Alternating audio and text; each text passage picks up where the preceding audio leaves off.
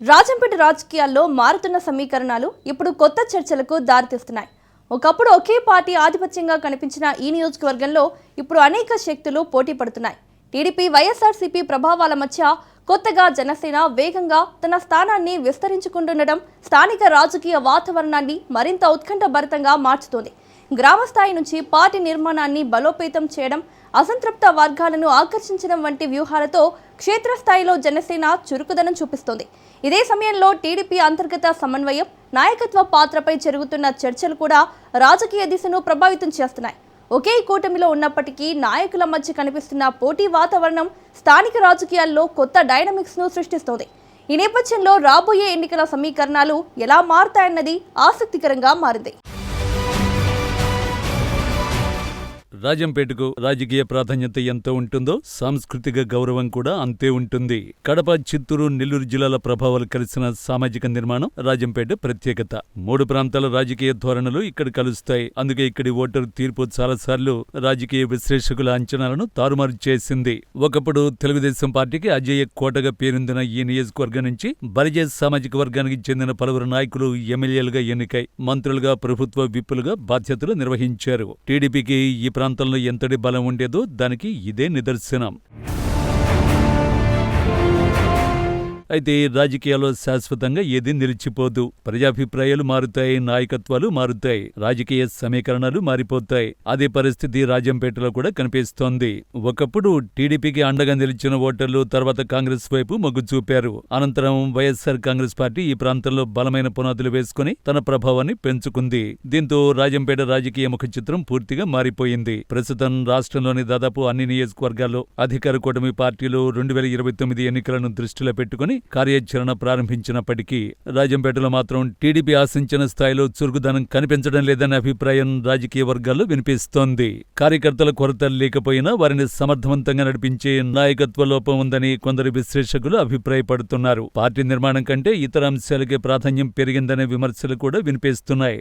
ఇవి రాజకీయ ప్రత్యర్థుల ఆరోపణలేనా లేక వాస్తవ పరిస్థితుల ప్రతిబింబమా అన్నది పక్కన పెడితే ఇలాంటి చర్చలు స్థానిక రాజకీయాల్లో ప్రభావం చూపుతున్నాయనేది స్పష్టంగా కనిపిస్తోంది.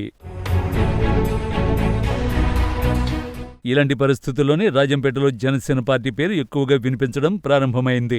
ఒకప్పుడు పరిమిత ప్రభావం కలిగిన పార్టీగా భావించిన జనసేన ఇప్పుడు క్రమంగా క్షేత్రస్థాయిలో పట్టు పెంచుకుంటుందనే అభిప్రాయాలు వ్యక్తమవుతున్నాయి. ఈ మార్పునకు ప్రధాన కారణంగా ఎల్లటూరు శ్రీనివాసరాజు పేరు వినిపిస్తోంది. ప్రస్తుతం జనసేన పార్టీ రాజంపేట పార్లమెంట్ అధ్యక్షుడిగా కొనసాగుతున్న శ్రీనివాసరాజు రాజకీయంగా ఎదుగుతున్న నాయకుడిగా గుర్తింపు పొందుతున్నారు. ఉన్నతాధికారిగా పనిచేసిన అనుభవం, పరిపాలన వ్యవస్థపై అవగాహన, ప్రజలతో మమేకమయ్యే స్వభావం ఆయనకు ప్రత్యేక గుర్తింపును తెచ్చిపెట్టాయి. రాజకీయాల్లోకి రాకముందే పరిపాలనా రంగంలో గుర్తింపు పొందిన ఆయన ఇప్పుడు రాజకీయాల్లో కూడా అదే క్రమశిక్షణను కొనసాగించే ప్రయత్నం చేస్తున్నారని పార్టీ వర్గాలు చెబుతున్నాయి. ఇక డిప్యూటీ సీఎం పవన్ కళ్యాణ్తో సన్నిహిత సంబంధాలు కలిగి ఉండడం, పార్టీ కార్యక్రమాలను సమర్థవంతంగా అమలు చేయడం, క్యాడర్ను సమన్వయం చేయడం వంటి అంశాలు ఎల్లటూరుకు బలంగా మారాయి. ముఖ్యంగా గత కొంతకాలంగా గ్రామస్థాయి నుంచి పార్టీని బలోపేతం చేయడంపై ఆయన దృష్టి సారించినట్లు జనసేన నాయకులు చెబుతున్నారు. మరోవైపు రాజంపేట టీడీపీ ఇన్ఛార్జిగా చెమర్తి జగన్మోహన్ రాజు కొనసాగుతున్నారు. ఆసక్తికరంగా ఇద్దరు ఒకే సామాజిక వర్గానికి చెందిన నాయకులు కావడంతో స్థానిక రాజకీయాల్లో రాజుల మధ్య పోటీ అనే చర్చకు బలం చేకూరుతోంది. ఒకే కూటమిలో ఉన్నప్పటికీ భవిష్యత్తు రాజకీయ సమీకరణాల దృష్ట్యా ఈ ఇద్దరి చుట్టూ జరుగుతున్న రాజకీయ చర్చలు రోజురోజుకు పెరుగుతున్నాయి. చెమర్తి జగన్మోహన్ రాజుపై స్థానికంగా పలు విమర్శలు వినిపిస్తున్నాయి. గత రాజకీయ అనుబంధాలపై ప్రశ్నలు లేవనెత్తుతూ ప్రత్యర్థి వర్గాలు ఆరోపణలు చేస్తున్నాయి. ఆయన చుట్టూ ఉన్న కొంతమంది నాయకుల రాజకీయ నేపథ్యాన్ని కూడా ప్రస్తావిస్తున్నాయి. అయితే ఇవన్నీ రాజకీయ ఆరోపణలే తప్ప నిర్ధారిత వాస్తవాలుగా పరిగణించలేమని పరిశీలకులు భావిస్తున్నారు. అయినప్పటికీ ఇలాంటి చర్చలు స్థానిక రాజకీయాల్లో ప్రభావాన్ని చూపుతున్నాయి. ఇదే సమయంలో టీడీపీలో అసంతృప్తిగా ఉన్న కొంతమంది నాయకులు, కార్యకర్తలు జనసేన వైపు ఆకర్షితులవుతున్నారనే ప్రచారం కూడా వినిపిస్తోంది. కూటమి రాజకీయాల కారణంగా బహిరంగంగా పార్టీ మార్పులు కనిపించకపోయినా రాజకీయ సమీకరణాలు మాత్రం మారుతున్నాయనే అభిప్రాయం ఉంది. ఈ పరిస్థితిని శ్రీనివాసరాజు తనకు అనుకూలంగా మలుచుకుంటున్నారనే విశ్లేషణలు వినిపిస్తున్నాయి. ఒకవైపు జనసేన క్యాడర్ను బలోపేతం చేస్తూనే మరోవైపు టీడీపీ అసంతృప్త వర్గాలకు కూడా చేరువవుతున్నారని రాజకీయ పరిశీలకులు చెబుతున్నారు. ఇటీవల తిరుపతిలో జరిగిన జనసేన ప్రాంతీయ సమావేశం తర్వాత ఈ చర్చలు మరింత వేగాన్ని పుంజుకున్నాయి. రాజంపేట మున్సిపాలిటీలో చైర్మన్ పదవిని గెలుచుకోవడమే లక్ష్యంగా పార్టీ ముందుకు సాగుతుందని శ్రీనివాసరాజు ప్రకటించడం రాజకీయ వర్గాల్లో ఆసక్తిని రేకెత్తించింది. పార్టీ ఆర్థిక సహకారంపై ఆధారపడకుండా సొంత వనరులతో ఎన్నికలను ఎదుర్కొంటామని ఆయన ప్రకటించడం కూడా చర్చనీయాంశమైంది. జనసేనకు తొలి పట్టణ విజయాన్ని అందించి దానిని పవన్ కళ్యాణ్ కు అంకితం చేస్తామని చెప్పడం ద్వారా కేడర్లో కొత్త ఉత్సాహాన్ని నింపారని పార్టీ నాయకులు భావిస్తున్నారు. ఇలాంటి సందర్భాన రాజంపేట రాజకీయాల్లో ప్రధాన చర్చ ఒకటి జరుగుతోందని చెప్పుకోవచ్చు.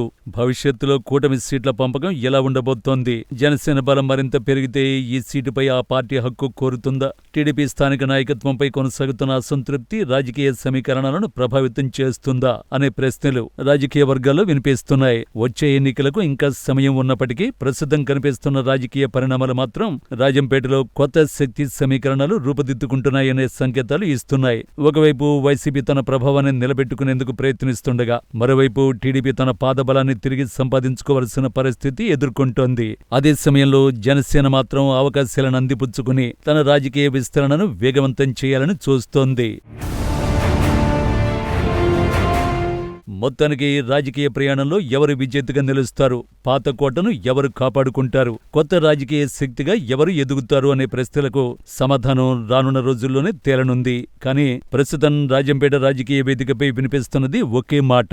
అదేంటంటే రాజంపేటలో రాజకీయ గాలి మారుతోంది. ఆ గాలి దిశ ఎవరి వైపు మళ్లే అవకాశం ఉంది? అదే గాల్లో ఎవరు కొట్టుకుపోతారు, ఎవరు గట్టిగా నిలుస్తారు అన్నది ఓపిగ్గా ఎదురు చూడక తప్పదు.